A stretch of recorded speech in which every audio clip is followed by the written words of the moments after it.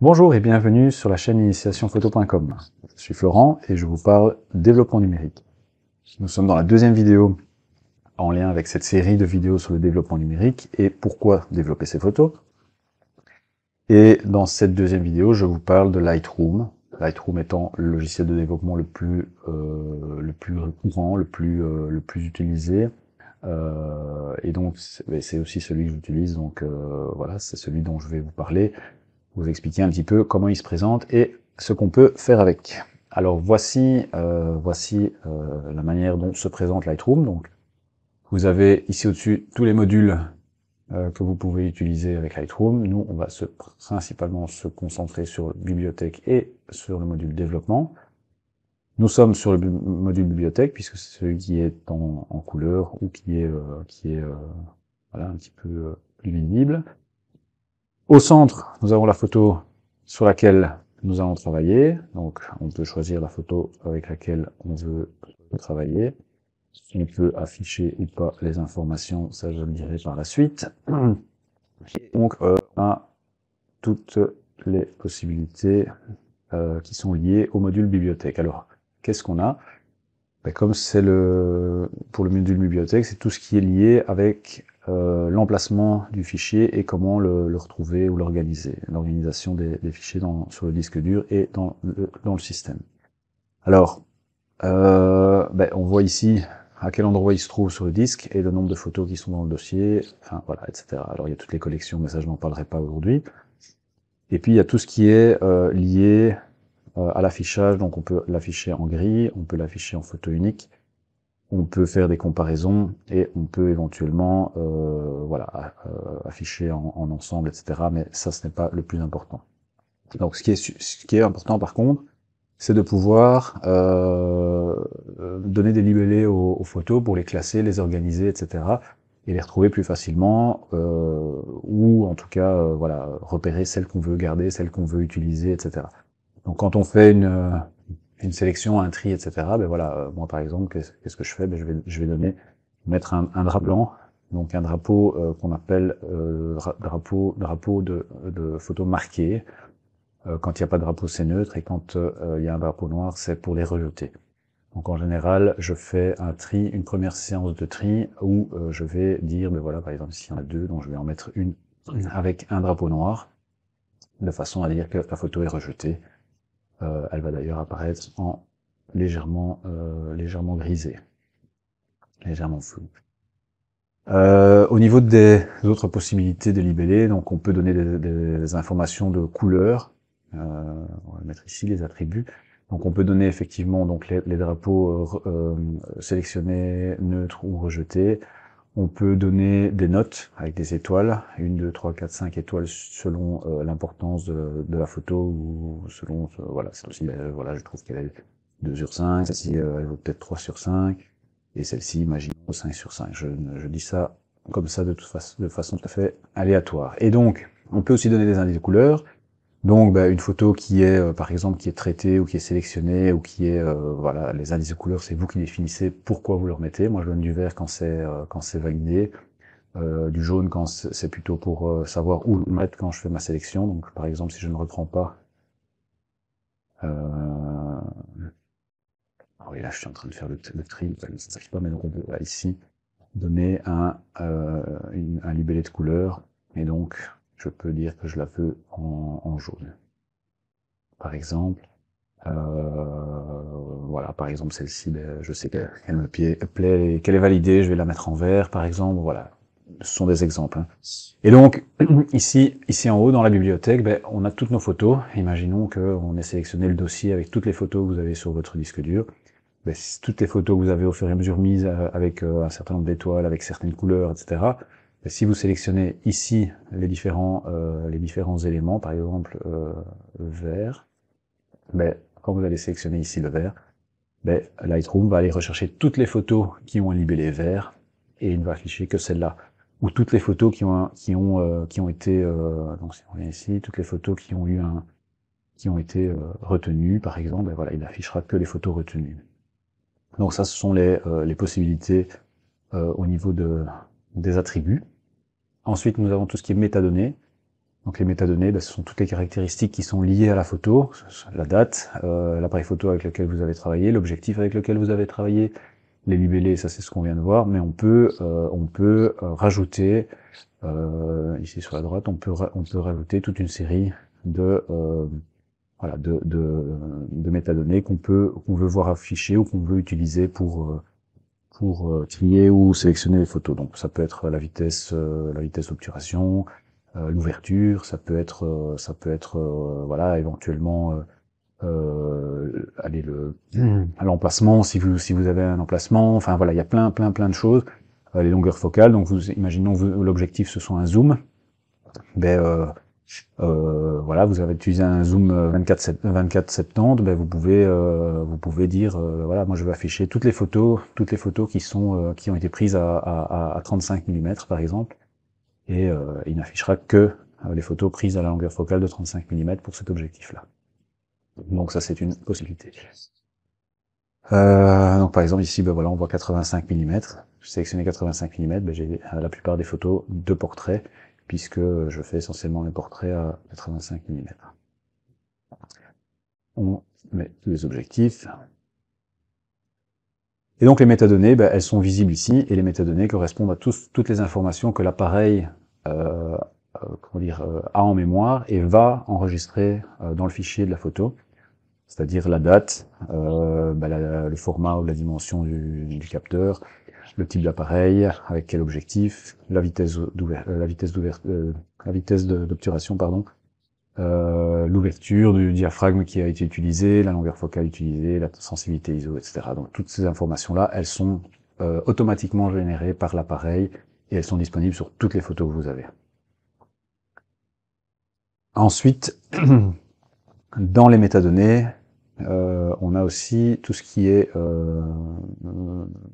comment dire, j'allais dire dans les métadonnées, c'est pas les métadonnées, dans la bibliothèque, pardon, dans le module bibliothèque, on peut aussi ajouter toutes sortes de mots-clés manuellement, par rapport à la photo. Donc par exemple, je disais, ici, voilà, on est sur un portrait, on affiche le portrait, et donc ça permet quoi? Ça permet qu'à un moment donné, si vous êtes, vous avez voilà 2 ans ou 5 ans de photos, 5 années de photos prises, vous ne savez plus retrouver vos photos. Si vous mettez vos mots-clés progressivement au fur et à mesure que vous faites vos photos, à un moment donné, vous pouvez faire une recherche sur texte. Ici dans les métadonnées, dans les recherches des attributs, et vous pouvez faire une recherche portrait. Et donc il va afficher les photos dont le texte est prêt. Voilà, les mots-clés sont portraits. C'est un exemple, ça pourrait être vert, ça pourrait être forêt, ça pourrait être urbain, ça pourrait... Enfin voilà, donc tous les mots-clés que vous pouvez mettre, vous pouvez en mettre, ici j'en ai mis un, mais vous pouvez en mettre 5, 10, 20, peu importe, vous pouvez voilà, mettre les mots-clés. Donc ça c'est l'outil, le module bibliothèque, donc ça c'est l'outil, principal outil de Lightroom. Et voilà, c'est quelque chose qui n'est pas nécessaire à utiliser, mais qui peut aider, qui peut permettre beaucoup de choses. Voilà, donc ça c'est pour le module bibliothèque. Alors ensuite on a le module, si je ne sors pas ici, je n'aurai que ces deux photos-là. Et donc si on a le module développement, donc le module développement, c'est effectivement le module dans lequel on va développer ces photos. Et donc on a quoi? On a ici à gauche, un visuel qui permet entre autres de voir en temps réel les rendus des différents paramètres tous les réglages peuvent être sauvegardés, et tous les par exemple ici portrait pour intermédiaire, voilà, vous avez différents réglages pour du portrait qui sont mémorisés. Donc ça ce sont ceux qui sont par défaut dans Lightroom, mais vous pouvez en créer vous-même. Donc une fois que vous avez un réglage qui vous plaît, vous pouvez décider de le sauvegarder. Vous aurez à ce moment-là vos propres réglages que vous pourrez réutiliser autant que vous voulez. Voilà, ça c'est paramètres prédéfinis. Donc on a entre autres, voilà, portrait toujours, mais on a aussi cinéma, voyage, mais il y a quelque part du noir et blanc, voilà. Donc noir et blanc, on a voilà noir et blanc paysage, fort contraste, c'est le contraste plat, tamisé, infrarouge, enfin bref, ce sont tous des réglages prédéfinis que vous pouvez utiliser, vous pouvez faire, vous pouvez donner à votre image. Ça, c'est pour la partie gauche du module développement. Alors vous avez aussi ce qui est historique, donc ça veut dire que chaque opération qui va être faite sur la photo va être enregistrée et mémorisée ici, et vous pourrez y retourner à n'importe quel moment, faire un retour en arrière sur n'importe quelle étape depuis le tout premier changement que vous avez fait sur votre photo. Vous pouvez aussi gérer les collections, mais ça je n'en parle pas ici.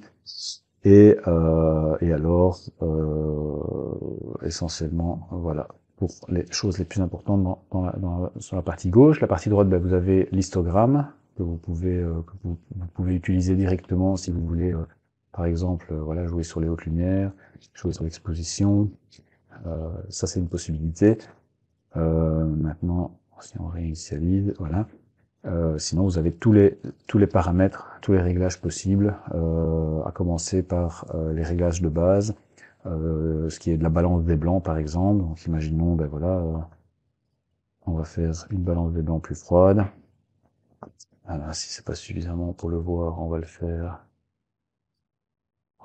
comme ça. Voilà, encore plus froid. Sinon, vous pouvez le faire pour voir vraiment les effets. L'idéal, c'est de le faire directement avec le curseur. Donc voilà, on part vers le froid, vers le chaud. Donc ça va être trop chaud, ça va être trop froid. Et alors on vient se positionner voilà, là où on estime que c'est le bon endroit. Même chose avec les teintes. Ben, on peut jouer sur la teinte. Plutôt vert, plutôt cyan, magenta, pardon.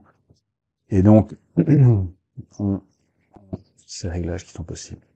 Ensuite, on a tout ce qui est exposition, contraste, haute lumière. Ben voilà, ce sont tous ces réglages-là qu'on peut, voilà. Je vais les faire comme ça vous voyez directement. Mais donc l'idée, c'est juste de vous montrer ce qui est possible de faire. Pas nécessairement de faire le bon réglage maintenant. Je développerai des photos dans d'autres vidéos pour vous montrer. Donc plus de contraste, moins de contraste. Les hautes lumières pour récupérer des détails dans les hautes lumières. Les ombres, clair, foncé dans les ombres. Les blancs, on va remettre tout ça à zéro peut-être d'abord.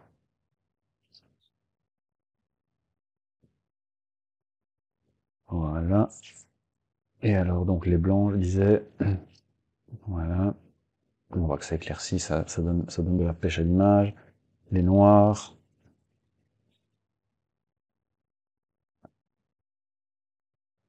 Donc si on est ici, voilà. C'est mieux. Et alors, bah, tout ce qui est texture, présence, etc. Donc ça c'est plutôt pour la netteté, pour la texture. Donc ce sont toutes des informations, enfin tous des paramètres pardon qu'on peut utiliser.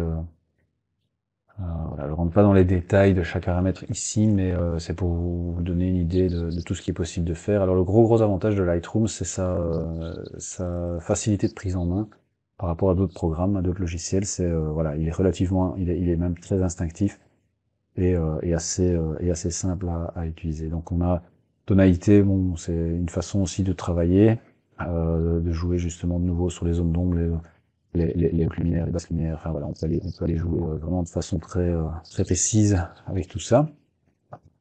Tout ce qui est teinte, saturation, et luminance, donc c'est vraiment jouer couleur par couleur. Si on veut jouer sur une couleur, on peut aller changer la teinte des couleurs. Si on veut jouer sur la saturation des couleurs, on va prendre le jaune orange ici puisqu'il est là. On va soit augmenter l'orange, soit les saturer. Et alors les luminances, ben, c'est la luminosité des lumières, des couleurs, donc soit on les fait très soit on les fait beaucoup plus ternes, beaucoup plus sombres. Donc voilà, donc ça c'est pour cet outil-là. On a l'outil netteté avec la partie détail, donc on peut jouer sur la netteté. La réduction du bruit, donc s'il y a du bruit numérique, on peut aller l'atténuer.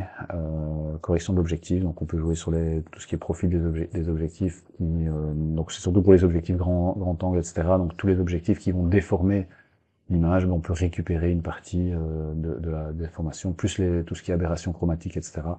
Donc s'il y a des défauts, des objectifs qui sont connus, ils sont enregistrés dans Lightroom et ils sont corrigés automatiquement voilà, lors du post-traitement, du développement. Et puis on peut jouer sur tout ce qui est transformation, jouer sur les verticales, sur les horizontales, tout ce qui est perspective, etc., déformation en fonction de l'angle de prise de vue. On peut corriger pas mal de choses aussi. Et voilà, tout ce qui est vignettage, on peut rajouter ou supprimer du vignettage. Voilà, ça c'est vraiment... Et alors du grain, même chose, donc on peut rajouter du grain si on aime le grain. Ah, voilà. Donc c'est vraiment pour montrer, c'est une présentation très généraliste, mais c'est pour montrer un petit peu voilà, les possibilités de Lightroom, donc avec la bibliothèque, tout ce qui est classement, organisation, avec le développement, le module développement, et tout ce qui est développement et comment dire, traitement de l'image.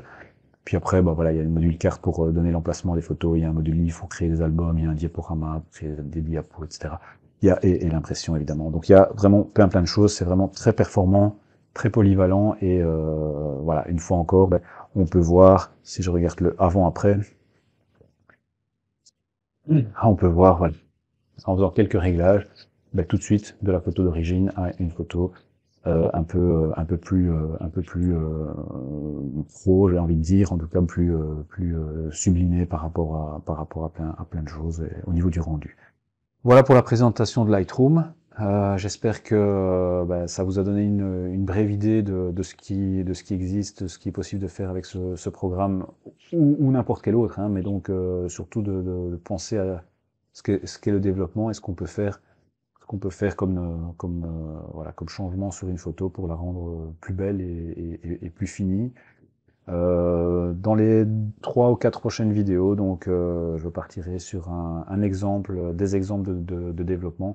Je choisirai 3 ou 4 photos que je développerai en expliquant chaque étape et voilà, et en vous donnant le résultat avant-après comme je l'ai fait pour celle-ci rapidement. Donc voilà.